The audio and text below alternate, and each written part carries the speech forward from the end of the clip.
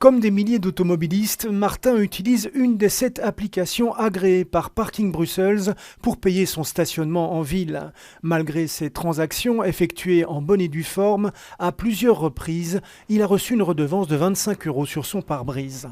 J'utilise quotidiennement ces applications et ce que j'ai eu comme problème, c'est que même si je l'enclenchais et que je payais, j'ai quand même reçu une redevance malgré le paiement via l'application. Martin a bien sûr contesté ces redevances et obtenu gain de cause. Comme des centaines d'utilisateurs, il regrette néanmoins les désagréments administratifs.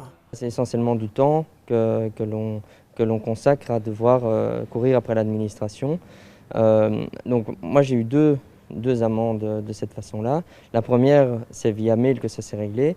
Et la seconde, j'ai dû aller jusqu'au siège à Bruxelles pour que ça se règle. Selon le porte-parole de Parking Brussels, le taux d'erreur serait de 1 à 2%. Des problèmes liés notamment à l'encodage des plaques de voiture effectuées manuellement par les contrôleurs. Il y a aussi parfois un petit décalage entre le moment, et ça arrive aussi quand on paye à l'horodateur, un petit décalage entre le moment où vous payez avec votre application et le moment où c'est enregistré sur la tablette des contrôleurs. Des problèmes appelés à diminuer dans les différentes communes bruxelloises. À Molenbeek, dès janvier, 350 nouveaux horodateurs seront installés et des scan-cars seront chargés du contrôle des plaques des véhicules.